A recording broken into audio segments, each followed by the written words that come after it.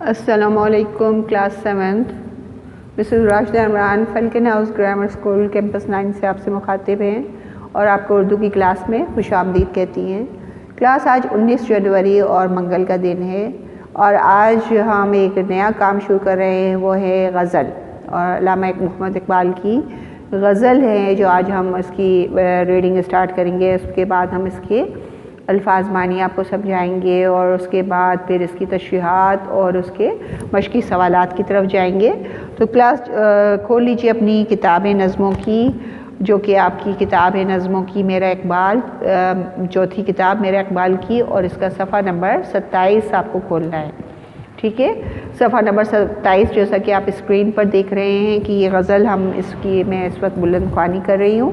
आप लोग गौर से सुनिए और उसकी अदायगी को समझिए और उसके बाद आप ख़ुद भी आपको इसकी बुलंद ख्वानी करनी है। फिर चिरागे लाला से रोशन हुए कोहो दमन, मुझको फिर नगमों पे उकसाने लगा मुर्गे चमन। फूल हैं सहरा में या परियां कतार अंदर कतार, ऊदे ऊदे नीले नीले पीले पीले पैरहन। बरगे गुल पर रख गई शबनम का मोती बाद सुबह, और चमकाती है इस मोती को सूरज की किरण। अपने मन में डूब कर पाजा सुराग ज़िंदगी, तू अगर मेरा नहीं बनता न बन अपना तो बन। मन की दौलत हाथ आती है तो फिर जाती नहीं, तन की दौलत छाँव है आता है धन जाता है धन। पानी पानी कर गई मुझको कलंदर की ये बात, तू झुका जब गैर के आगे न मन तेरा न तन।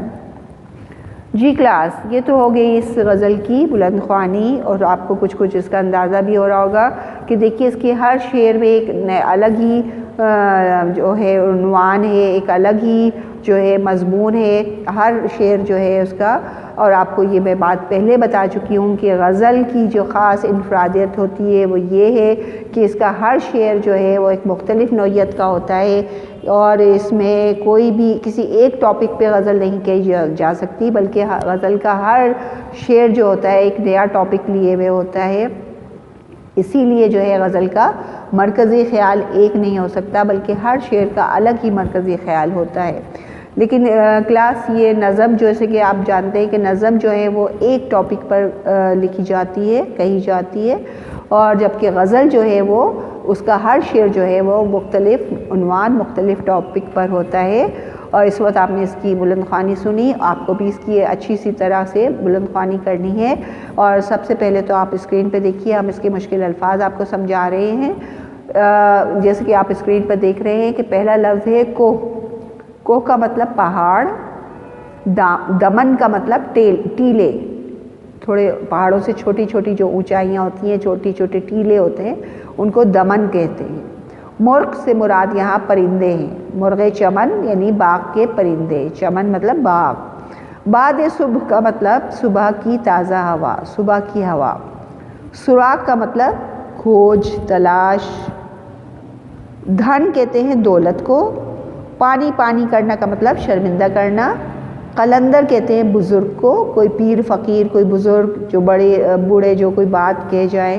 मन कहते हैं दिल को। तन से मुराद जिस्म है। पैरहन कहते हैं लिबास को। चिराग कहते हैं दिया या शमा। लाला एक किस्म का फूल।